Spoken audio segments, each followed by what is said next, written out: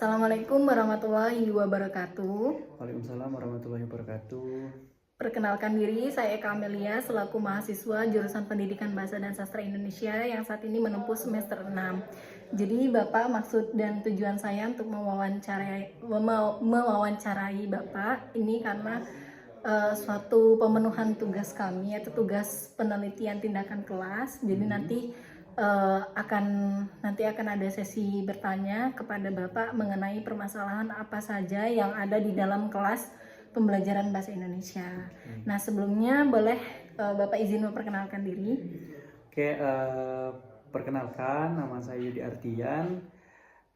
Apa aja nih yang perlu dikenalin? Boleh nama, kemudian tempat sekolah mengajar, dan sudah berapa lama mengajar. Oke, kembali saya perkenalkan diri, nama saya Yudi Ardian. Saya sekarang mengajar di salah satu SMA di Bandar Lampung, yaitu SMA Negeri 12 Bandar Lampung. Dan pengalaman saya sendiri mengajar itu kurang lebih selama 4 tahun. 4 tahun, itu di SMA 12 itu ya Kak? Kalau dari awal itu nggak langsung di SMA, di SMP dulu, bertahap sampai di akhir ini saya mengajar di SMA. Di SMA, baik. Nah, berarti sudah mengajar mata pelajaran bahasa Indonesia, ya Kak? Fokus di bahasa Indonesia saja. Baik. Karena sudah ada pengalaman, nah izin bertanya Bapak, salah satu permasalahan yang ada di pembelajaran bahasa Indonesia itu apa Bapak? Ya, untuk permasalahan sih di pelajaran bahasa Indonesia itu sebenarnya cukup banyak. Tapi menurut saya sendiri itu kayaknya bukan di pelajaran bahasa Indonesia aja. Tapi ini kan konteksnya lebih ke arah bahasa Indonesia. Kalau misalnya kita lihat sekarang itu kan kebanyakan murid-murid itu disebut dengan lulusan COVID ya. Mungkin karena dampak dari COVID, pembelajaran di rumah dan kurang pembelajaran secara langsung, bertemu dengan guru dan teman. Jadi ada beberapa masalah yang ditimbulkan. Ya, yang pertama adalah kebanyakan tuh anak SMP ataupun anak SMA sekarang kesulitan dalam memahami bacaan. Bahkan saya sendiri tidak jarang menemukan ada anak yang malah belum lancar membaca gitu. Dan juga kalau kita belum bisa membaca, bagaimana kita bisa menulis begitu kan? Dan bahkan tulisan mereka juga ada dampaknya. Terkadang saya tuh sulit untuk membaca tulisan mereka, padahal itu anak SMA yang seharusnya sudah bisa menulis dengan rapi. Dan itu menjadi PR banget untuk kami guru-guru bahasa Indonesia, terkhusus saya di SMA Negeri 12 Bandar Lampung, karena ada beberapa anak yang mungkin dalam proses pembelajaran sebelumnya itu tidak tuntas, yang membuat dia jadi seperti itu. Jadi belum lancar membaca. Bukan belum bisa ya, tapi belum lancar. Ya, belum lancar, dan juga tulisannya karena kurang rapih itu sedikit mengganggu.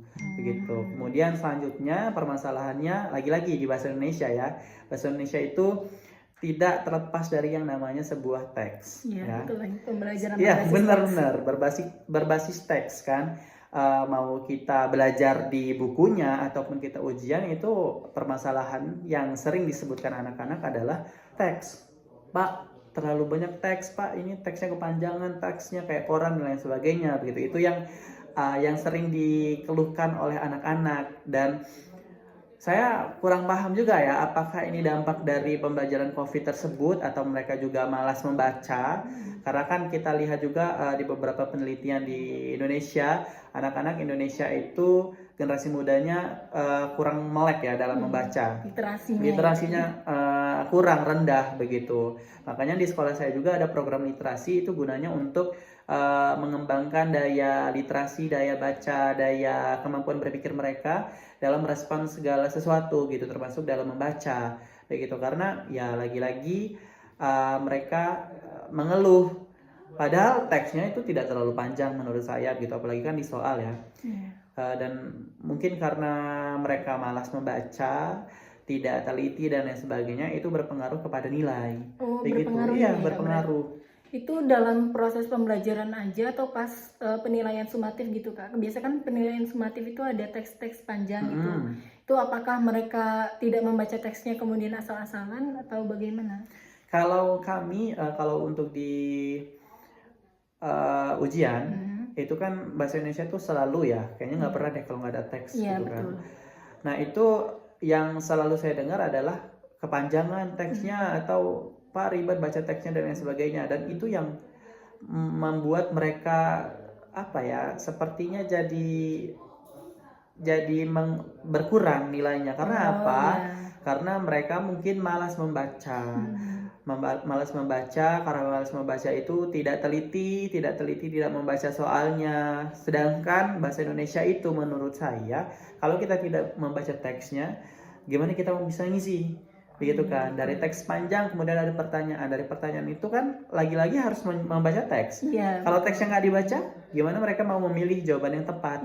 Begitu. Nah, dari itu sih yang membuat menurut saya itu sedikit berdampak begitu ke anak-anak sekarang yang malas membaca, sehingga nilai mereka terkadang ya cukup rendah di nilai bahasa Indonesia begitu.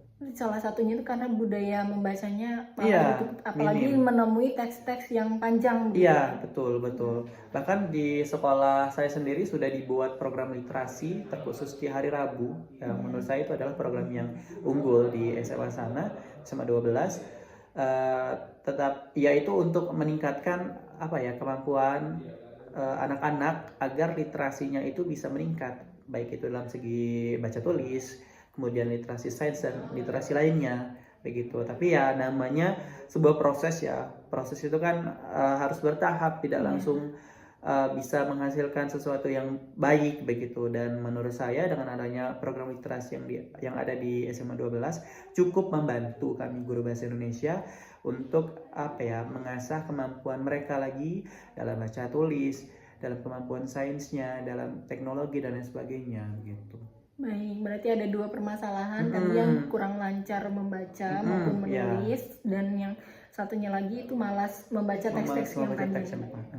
Itu saja Bapak wawancara yang kita lakukan pada hari ini. Saya mengucapkan banyak terima kasih atas ketersediaannya, waktu, tenaga yang sudah menyempatkan hadir untuk wawancara pada siang hari ini. Saya Eka Amelia, memohon maaf apabila selama saya mengajukan wawancara terdapat kesalahan kata maupun perbuatan. Sekali lagi terima kasih Bapak. Sama-sama. Saya akhiri, wassalamualaikum warahmatullahi wabarakatuh. Waalaikumsalam warahmatullahi wabarakatuh.